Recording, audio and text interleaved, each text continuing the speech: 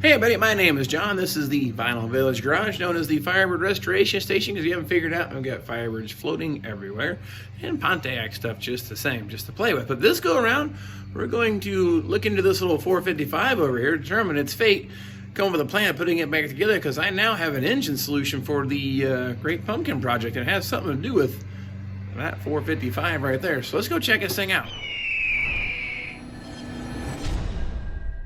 So this go around, I'm gonna get the heads ripped off of the old 455, get the oil pan removed off of it, and kind of take a look around inside. But if it's not too bad, I may just give it a rinse and put it back together. But I need to get it apart to find out what all dirt landed down inside this engine. So anyway, get ripping this head off here and get that head off next. All right, well, I got the heads torn off this thing. Looking pretty good on the top side.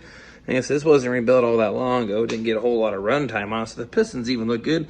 And check this out, the arrows are all pointing forward, and all 8 pistons are the same type. So this is actually looking a little better than that last engine I tore apart here in the garage. Now the reason I went ahead and dropped the oil pan going with this, like I said, I've let a lot of dirt fall in here while it's been sitting in the garage, which isn't ideal, I know, but we're gonna wash all this, so that shouldn't be an issue. But this engine, remember the history, I wiped some cam lobes off of this. Well, the cam lobes didn't just Houdini themselves and disappear. They ended up somewhere. They ended up in there. Check this oil pan out. This is nasty. I mean, it's not the high mileage engine, but look in the bottom of this oil pan. This is why I need to pull the pan off that to get all this metal out of here. Now, ideally, it should never got in to begin with, but this is the time to go ahead and go through that. I may go ahead and pull some bearing caps and look at some of the rods and the mains while I've got it down this far, but I think we're going to be okay. But now there's a windage tray. This is a full-length windage tray. Now there's up for debate whether those are good, bad, or indifferent, but I like them. I leave them on there.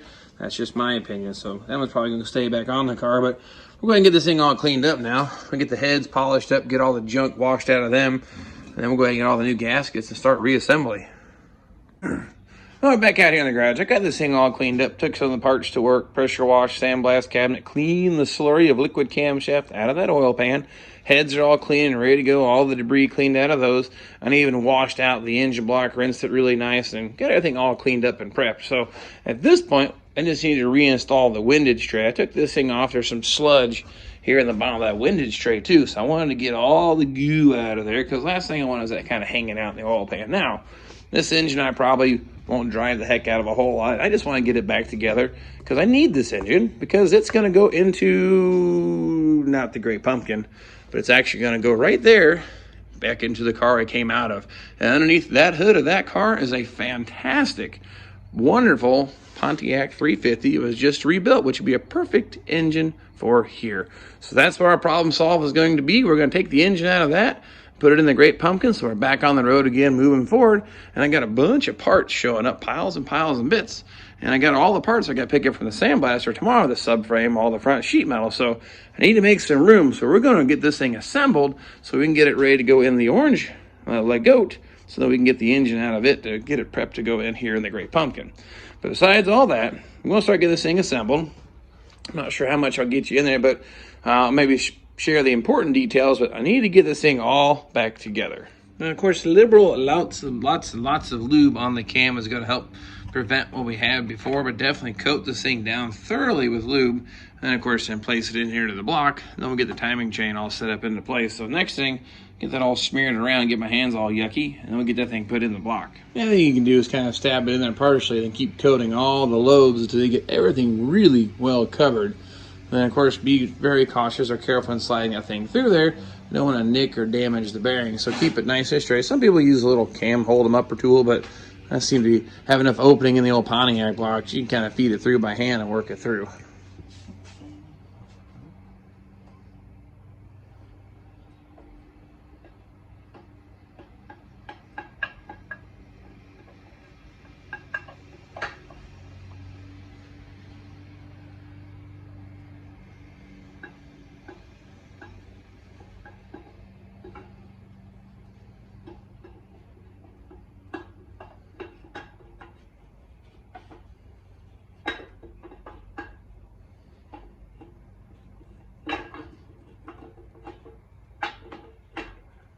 All right, camshafts installed. I go ahead and point mine straight up. Yeah, actually advanced, retarded, and then dead center, straight up 0, I guess you could say. I typically run my cams 0. A few things on a Pontiac block. Should be a couple sleeves here for alignment of the timing cover and the gasket. Make sure they're there. And a couple other things. Keep in mind, 1969 and up, you should have 2 metal sleeves with rubber bushings here in the timing cover. Sometimes these rust out, fall out, or it's been apart before and those get omitted. You'll be fighting an overheating problem like there's no tomorrow. So assembling these, make sure the rubber is good and pliable. Most engine gasket sets come with these, but mine chunked out on me. But this has just recently been replaced, so I'm not worried about it. But if they're aged and they got some time on them, definitely replace those. You don't want to leak. So next thing here, we'll get the gasket out of the box and get this timing cover put on the front of the engine. Something else I may notice here, of course, gasket sets are getting cheaper and cheaper and cheaper every year. I tell you what, I do have the dual intake gaskets, depending on what size or year you have. I have 67, 68, I guess an older timing covers and current. But this is the cool thing. Here's the original oil pan gasket. Pontiac said that sucked. They went to this style here, still kept walking out. Or maybe this style. I think this is the latest and greatest. This was the last rendition of trying to get the oil pan rear seal from kicking out. I like the front drain plug, so I go with this style. Pain in the butt to get installed, but I've had some good success. No leaks and actually staying in place. So it actually came with all 3 of those, but guess what?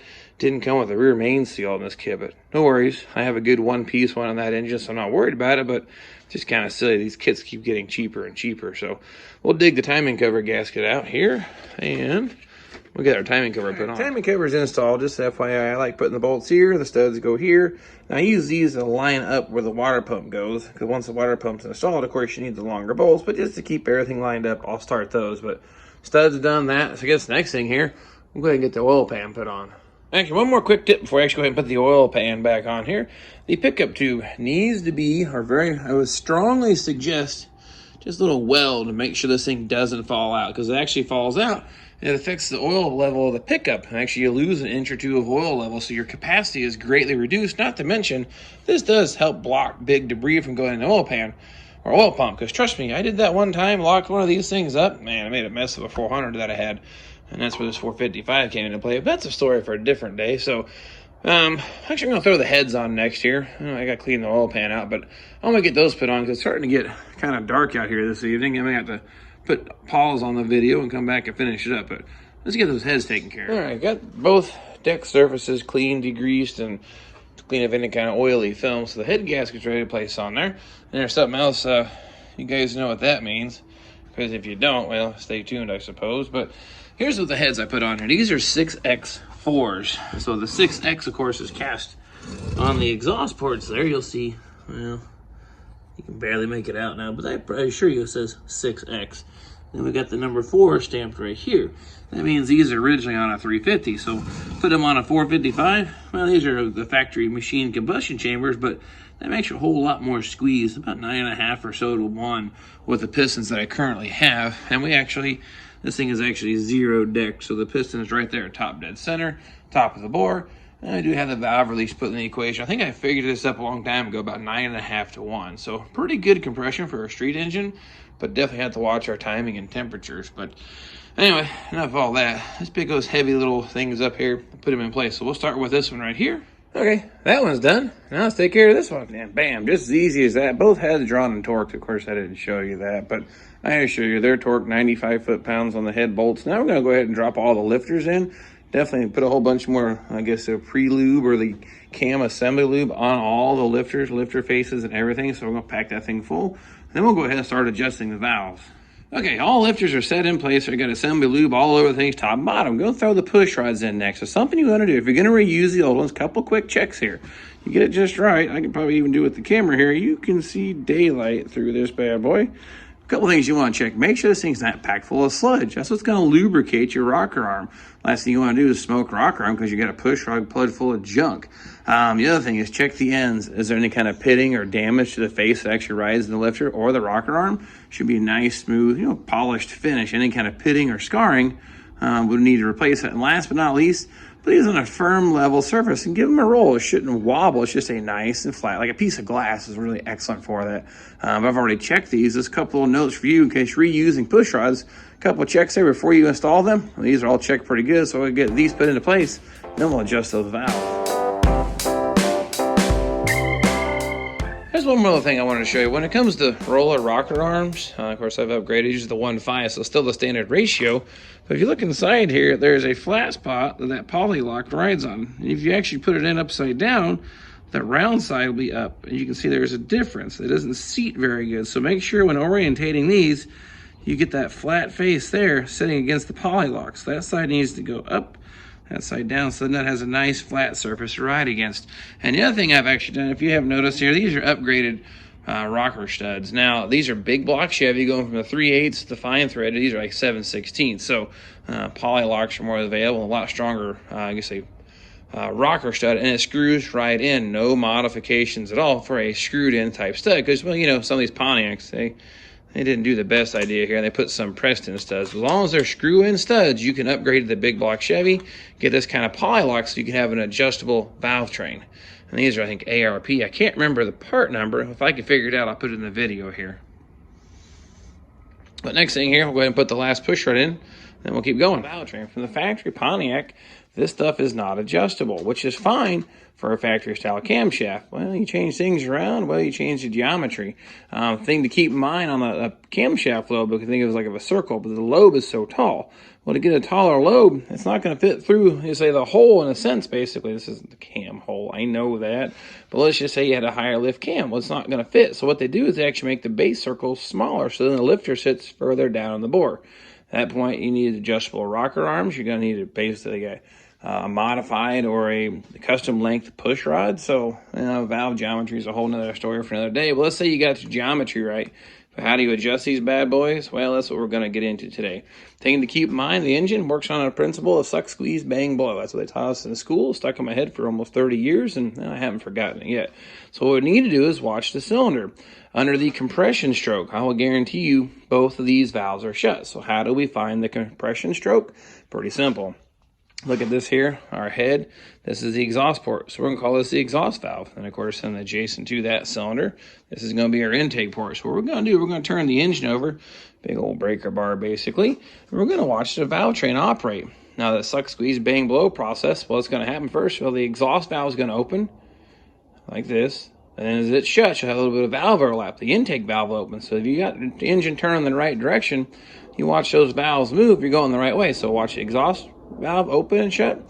Intake valve will open and then shut, and then turn it about 80, 90 degrees more here. And I'll guarantee you're on the compression stroke, then go ahead and adjust both the intake and the exhaust in that cylinder. Then proceed to do with all the rest of the cylinder. So it really is quite that simple. Let's go ahead and watch this in action so you see what I'm talking about. All right, we're going to start on this cylinder here. So let's watch these push rods as it comes around. You can actually kind of see the camshaft on this engine too. But what we're going to look for is we want to watch that exhaust valve to open. So we're going to crank on here probably a little bit, and you'll see the push rod start to move once we start getting to that point. There we go. Now watch that. It's starting to push up now. It's going to be at full height. Now that valve is going to start shutting, and right before it all goes all the way back down, you'll see the intake valve start to move at the same time. They call that valve overlap. Let's see, they both are actually partially open. So I'm going to watch that intake valve open up all the way. And watch that lifter go back down to the base of its bore. It's not traveling anymore. Then I'm going to turn this crankshaft about 90 degrees. And I'll guarantee you now that's on the squeeze, part of that suck, squeeze, bang, blow situation. Now I can actually adjust these valves. That's all you have to do. Now to do that though, pretty simple. You run the poly lock down. They call it zero lash. Right now, there's a bunch of lash. So what we're going to do, we're going to snug this nut up on the poly lock here until that lash disappears. And you'll be able to tell it turns really easy. And all of a sudden you'll feel it all the point, all of a sudden there is no more movement up and down. And you have a little bit of drag as you rotate the push rod. It'll actually have just some friction. At that point, we're going to call that zero lash. Now this becomes a matter of opinion. Now, half a turn or 3/4 of a turn on the actual nut here. So I'm going to go, there's about 3/4 of a turn. Now, to actually set that into place, just run the Allen screw down here, snug it up, and then that locks that one in. Intake valve done. Do the same here with the exhaust valve. You can actually hear that banging around. And it's actually quite loose. Run that thing down till you feel the zero lash mark. You'll feel a drag. That's real loose. As soon as you hit drag, you can actually feel that. And you know you got it. Same thing. About 3/4 of a turn where I like to go.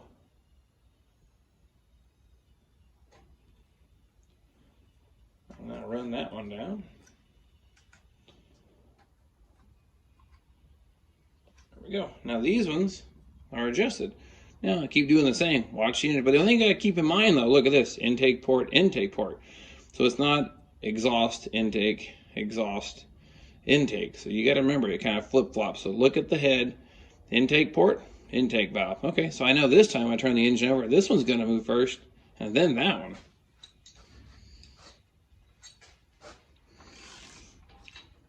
Look, the intake valve's actually already on lobe. It's popped up.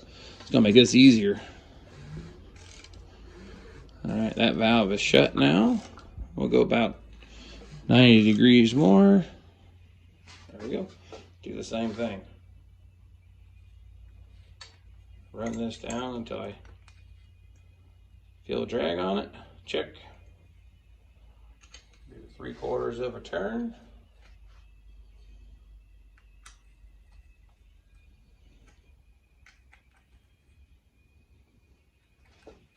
Do the same thing to this one. Now this one's really bad. Run that down.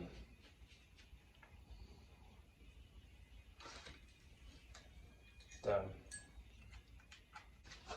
Easy as that. And continue the process to all the rest of the cylinders.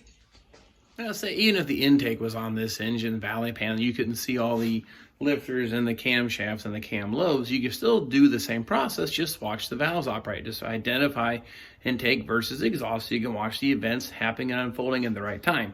Intake valve opens and shuts, and as it shuts, you know, about 90 degrees more, you're good to go. Go ahead and torque it. Check us out. You can do it just the same.